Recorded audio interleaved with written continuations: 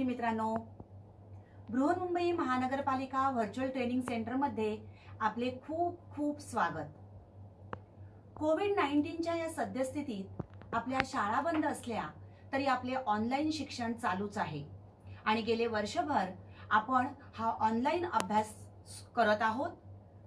त्याचसाठी आपली शिक्षणाची गती कमी होऊ नये म्हणून बृहन्मुंबई महानगरपालिका व्हर्च्युअल ट्रेनिंग सेंटरच्या माध्यमातून काही व्हिडिओंची निर्मिती करण्यात आलेली आहे।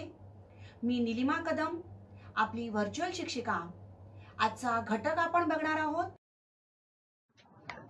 इयत्ता 5वी परिसर अभ्यास भाग 1 वाढ आणि व्यक्तिमत्व विकास, ग्रोथ अँड पर्सनॅलिटी डेव्हलपमेंट।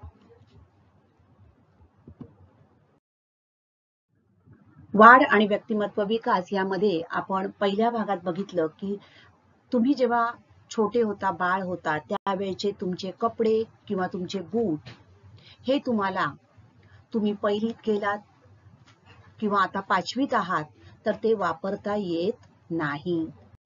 आता तुम्ही 5वीत आहात, आताचे तुमचे कपडे तुम्हाला अजून 2 वर्षांनी किंवा अजून 1 वर्षानंतर वापरता येणार नाही, कारण आपली वाढ होत असते। तर साधारणपणे 18 वर्षांचे होईपर्यंत मुला मुलींचे वाढीचे वय असते आणि त्यामुळे त्यांची उंची आणि वजन सतत वाढत असते आणि त्यामुळे ते कपडे किंवा ते शूज, सॉक्स हे आपल्याला काही वर्षांनी होत नाही। आपली वाढ होताना आपली उंची, वजन वाढते, आपली शारीरिक ताकदही वाढते।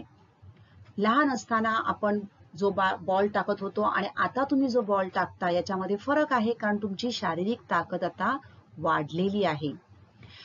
म्हणजेच आपण ही अनेक कौशल्ये शिकत असतो।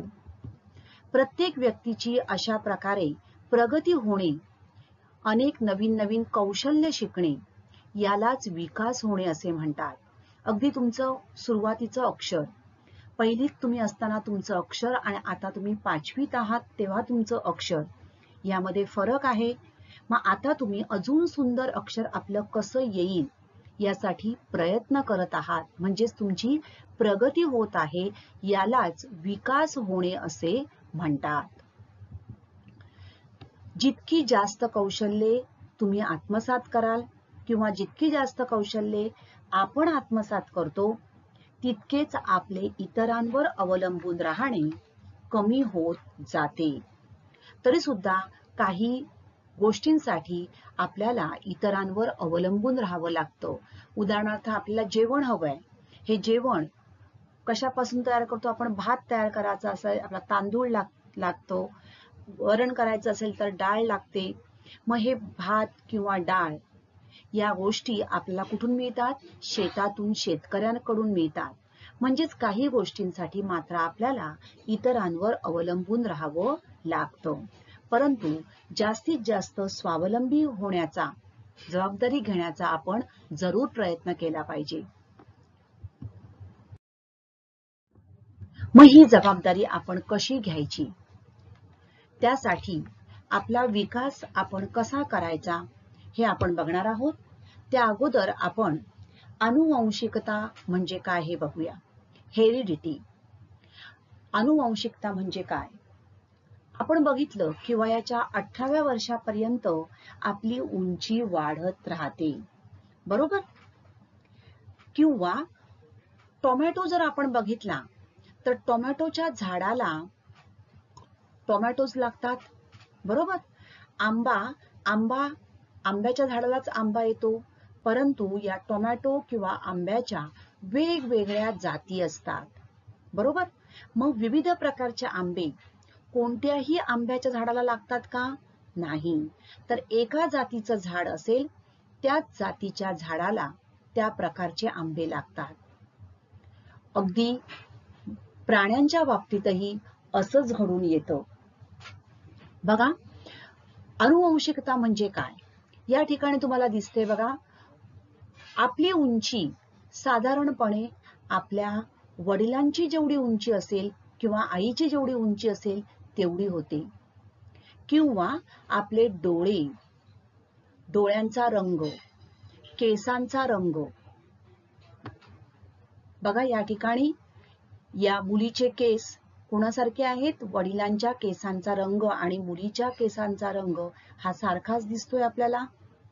तसेच डोळ्यांचा रंग, उंची, आपली केसांची ठेवण, नाकाची ठेवण, तर आपलं दिसणे, आपली अंगकाठी, आपल्या डोळ्यांचा किंवा केसांचा रंग, आपली उंची, कानाची ठेवण, नाकाची ठेवण, ही सगळी लक्षणं आपल्या आईवडिलांसारखीच असतात. आणि मग ज्या वेळेला आपण बाहेर जातो त्यावेळेला आपण बघतो की साधारणपणे आपल्या शरीराची जी वैशिष्ट्य आहेत, जी लक्षणं आहेत, ती शारीरिक लक्षणे साधारणपणे आपल्या आईवडिलांसारखी असतात. एका कुटुंबातील लोकांमध्ये अनेक बाबतीत आपल्याला साम्य दिसून येते. आपल्या आईवडिलांचा जो रंग असेल तोच मुलांचा रंग असतो. काही वेळेला आपली ही शारीरिक लक्षणे आपले आजी आजोबा, मामा मावशी किंवा काका आत्यांसारखी असतात आणि त्यामुळे आपल्याला ओळखणारे कित्येक लोक आपल्याला त्या व्यक्तींच्या साम्यावरून ओळखू शकतात. तर अशा प्रकारे आपल्या कुटुंबियांसारखी लक्षणे आपल्यामध्ये जन्मतःच येणे, म्हणजेच केसांचा रंग सारखा असणे, उंची सारखी असणे, अंगकाठी म्हणजे जाडे किंवा बारीक असणं, ही जी लक्षणे आपल्यामध्ये जन्मतःच येतात यालाच आनुवंशिकता, हेरिडिटी असे म्हणतात.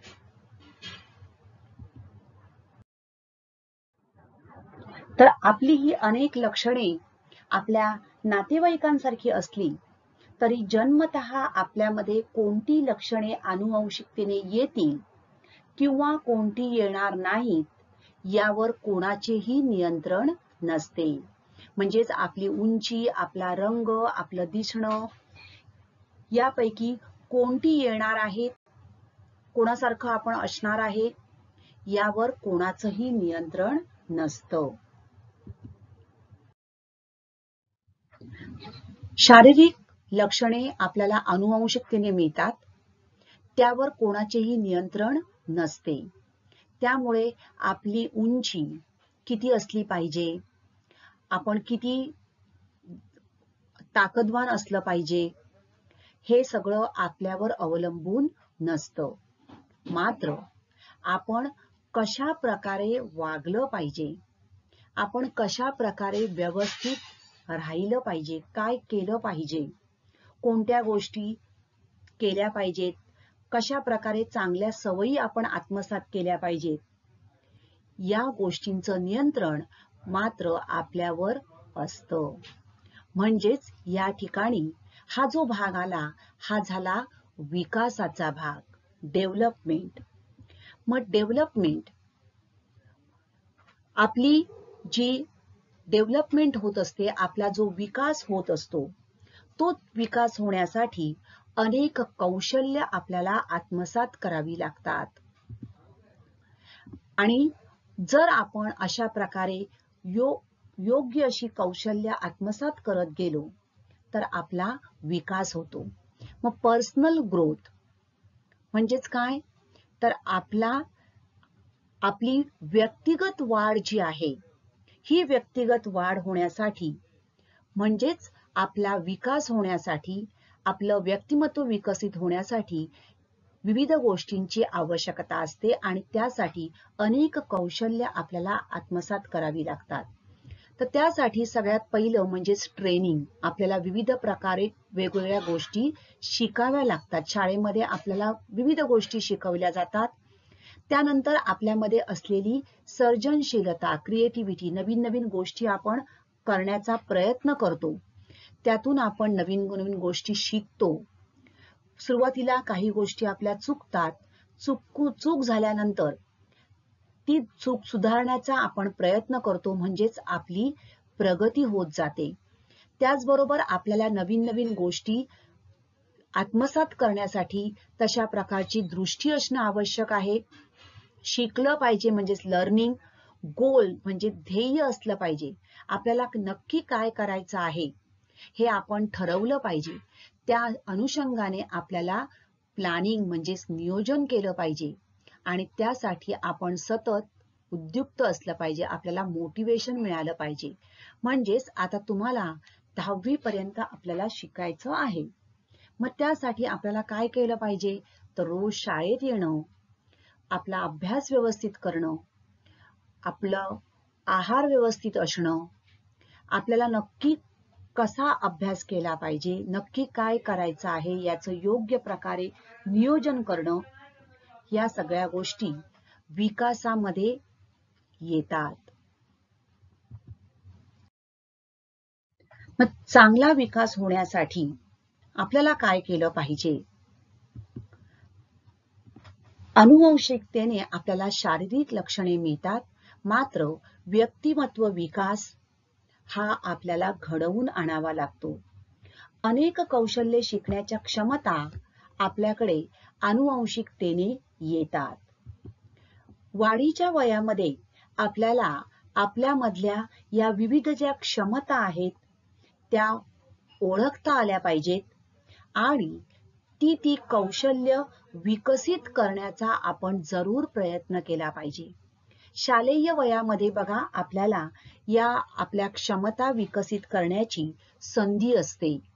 व्यक्तिमत्व विकास, पर्सनॅलिटी डेव्हलपमेंट म्हणजेच काय बघा, शालेय वयामध्ये किंवा शाळेच्या या दिवसांमध्ये तुम्हाला चार चौघांमध्ये कसं बोललं पाहिजे, पब्लिक स्पीकिंग, टेलिफोन एटिकेट्स म्हणजेच फोनवर बोलताना कशा प्रकारे आपण संभाषण केलं पाहिजे, सोशल मॅनर्स, इतरांशी कशा प्रकारे आपण वागलं पाहिजे, समाजात इतर माणसांशी बोलताना आपण कशा प्रकारे बोललं पाहिजे, आपल्या शरीराचे हावभाव, हालचाल कशी असली पाहिजे, यासारख्या गोष्टींचा समावेश हा व्यक्तिमत्व विकासामध्ये होत असतो.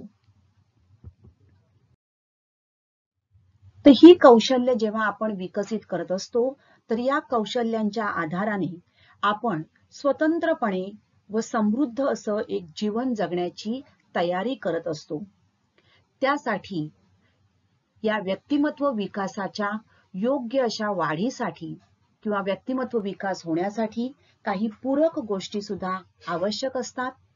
सर्वात प्रथम म्हणजेच चांगला आहार. आहाराचं महत्व आपण यापूर्वी अभ्यासलेलंच आहे. वाढीसाठी अन्नाची गरज असते हे आपल्याला माहितीच आहे, पण त्याचबरोबरीने वाढीच्या वयात आपला आहार समतोल असणं, संतुलित असणं अत्यंत आवश्यक आहे. कारण काही वेळेला कुपोषणामुळे आपल्याला जर अन्न घटक योग्य किंवा पुरेशा प्रमाणात मिळाले नाहीत तर काय होतं, आपली उंची हवी तेवढी वाढू शकत नाही आणि मग ती उंची कमी राहिली तर नंतर ज्या वेळेला आपल्याला तो आहार मिळतो, म्हणजे 18 वर्षानंतर समजा आपल्याला योग्य आहार मिळाला तरी सुद्धा ती उंची वाढू शकणार नाही. म्हणजेच विकासाला पूरक असणाऱ्या गोष्टींमध्ये सर्वात प्रथम येतो तो म्हणजे योग्य आहार. तर त्यासाठी आपली योग्य प्रमाणात उंची वाढली पाहिजे.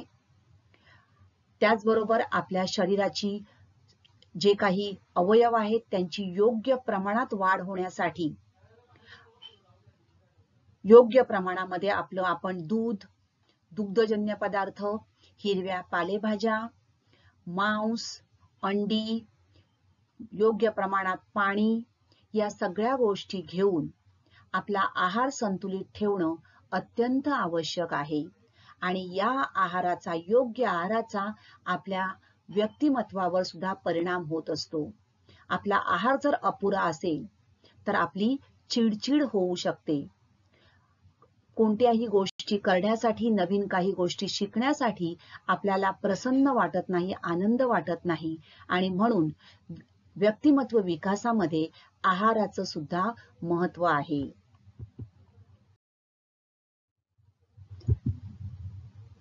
त्यानंतर विकासाला असणाऱ्या दुसऱ्या पूरक गोष्टी म्हणजेच योग्य प्रकारचा व्यायाम.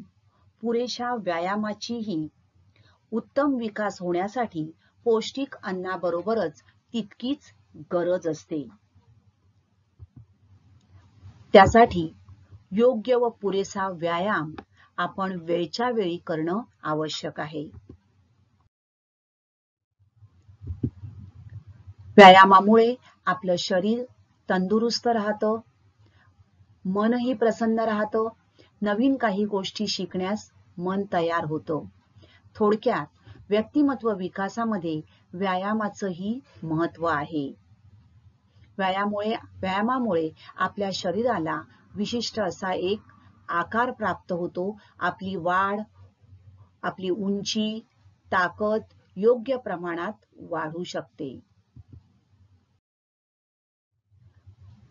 विकासासाठी असणाऱ्या पूरक गोष्टींमध्ये पुढचा घटक आहे तो म्हणजे विविध प्रकारचे छंद, आणि म्हणूनच आपण छंदाची जोपासना करणं आवश्यक आहे.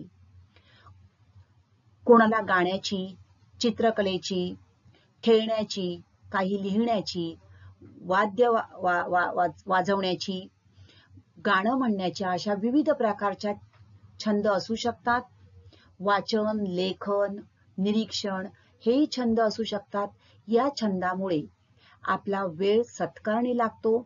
आपण इतर काही वाईट ज्या गोष्टी आहेत यांच्यामध्ये आपण अडकून पडत नाही आणि आपलं व्यक्तिमत्व जे आहे हे सकारात्मकतेकडे वळू शकतं.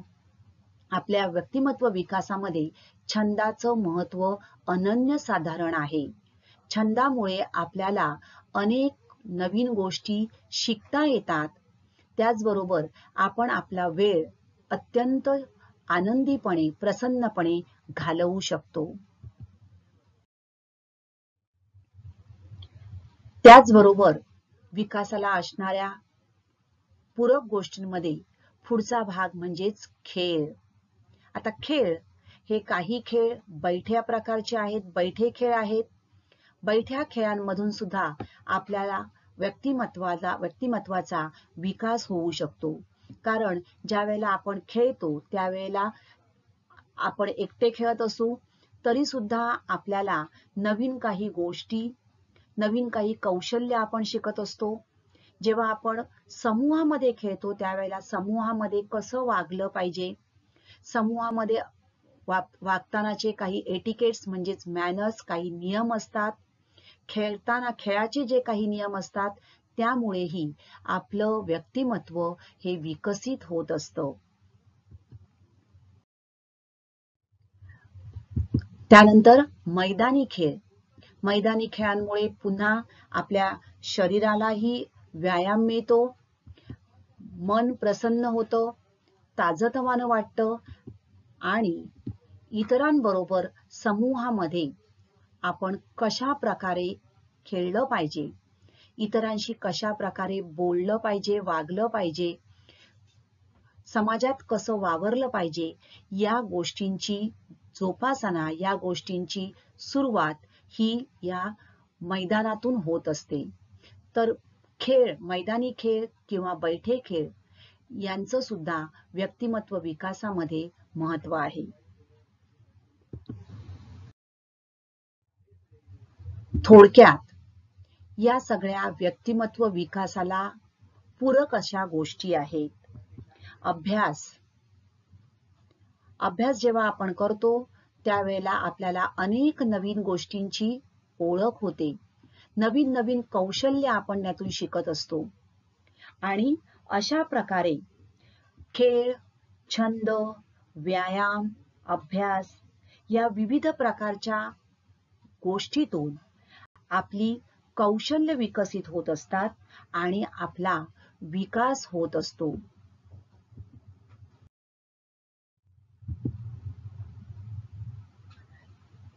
तर या विविध प्रकारच्या गोष्टी आपल्या व्यक्तिमत्व विकासामध्ये भर घालत असतात. तर प्रत्येक व्यक्तीने स्वतःचा विकास करून घेण्यासाठी अशा प्रकारे जाणीवपूर्वक प्रयत्न करावेत. आपला विकास करून घेण्यासाठी आपल्याला स्वतःला प्रयत्न करणं आवश्यक आहे आणि म्हणून जाणीवपूर्वक आपण एखादा छंद लावून घ्यावा, व्यायाम करावा, अभ्यासामध्ये नवीन नवीन काही कौशल्य शिकावीत, चित्र काढावीत, गाणी गावीत. तर ही जी नवीन नवीन कौशल्य आहेत, ही कौशल्य जर आपण शिकत गेलो तर आपला स्वतःचा विकास आपण करून घेऊ शकतो. कौशल्य विकसित करत असताना किंवा व्यक्तिमत्व विकास करत असताना तुम्ही मुलगा आहात की मुलगी आहात हे महत्वाचं नाही. तर मुलगा असो वा मुलगी, प्रत्येक व्यक्तीला म्हणजेच प्रत्येकाला स्वतःचा विकास करण्याची व स्वतःचे जीवन समृद्ध करण्याची समान संधी मिळणं अत्यंत आवश्यक आहे. आणि यालाच आपण म्हणतो जेंडर इक्वॅलिटी, म्हणजेच लिंग समानता. मुलगा किंवा मुलगी हे महत्वाचं नाही, तर आपण माणूस आहोत आणि आपल्याला आपला व्यक्तिमत्व विकास करण्याचा पूर्णपणे अधिकार आहे आणि आपल्याला ती संधी आहे. तर त्या संधीचा आपण जरूर उपयोग केला पाहिजे. संधीची समानता. तर अशा प्रकारे स्वतःचा विकास करण्याची आणि स्वतःचे जीवन समृद्ध करण्याची समान संधी मिळण्याचा मुलगा किंवा मुलगी या दोघांनाही पूर्ण हक्क आहे.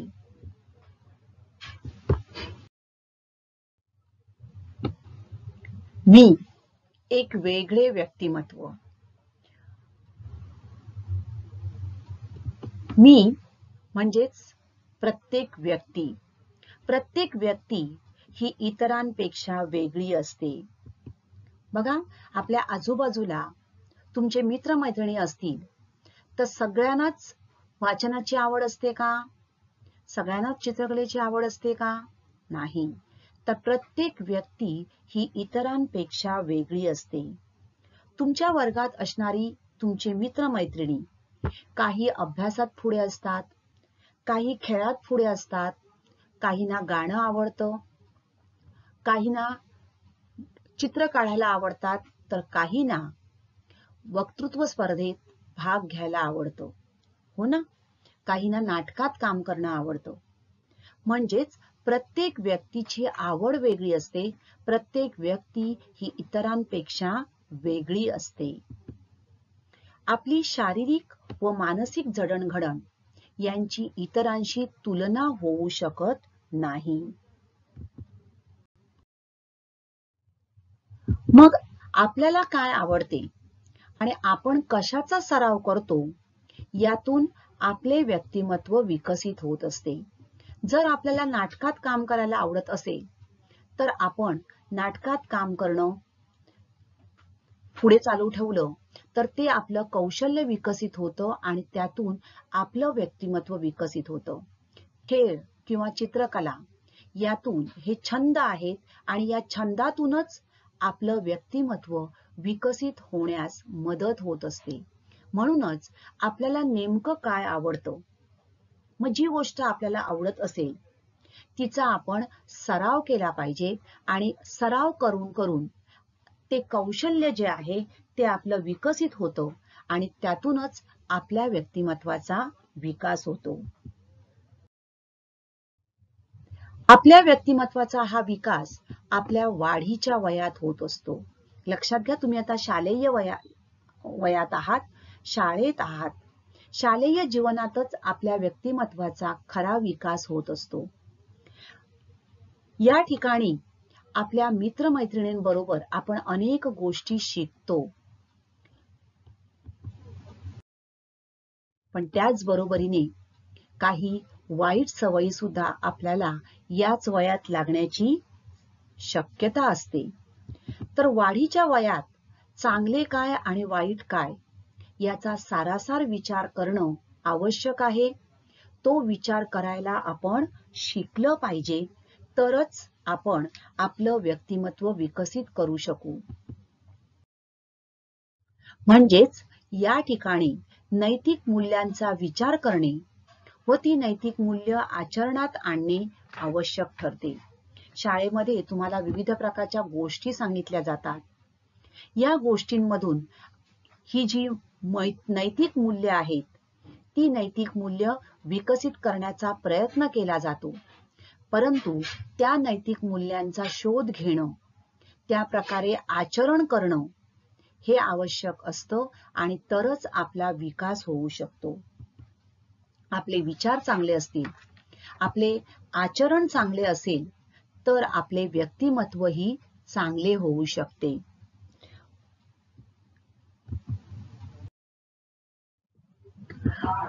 एकमेकांना मदत करणं, वक्तशीरपणा, वेळेवर सगळ्या गोष्टी करणं, नीटनेटकेपणा, शाळेमध्ये तुम्ही व्यवस्थित आलं पाहिजे, तुमची वह्या पुस्तकं व्यवस्थित ठेवली पाहिजेत, प्रामाणिकपणा, नेहमी खरं बोललं पाहिजे. तर वक्तशीरपणा, नीटनेटकेपणा, श्रमप्रतिष्ठा, सौजन्यशीलता, राष्ट्रभक्ती, संवेदनशीलता यासारखी नैतिक मूल्य जी आहेत ही आपल्याला शाळेमध्ये शिकविली जातात. त्यांचं पालन करणं, त्यांचं आचरण करणं ही आपली सगळ्यांची जबाबदारी आहे.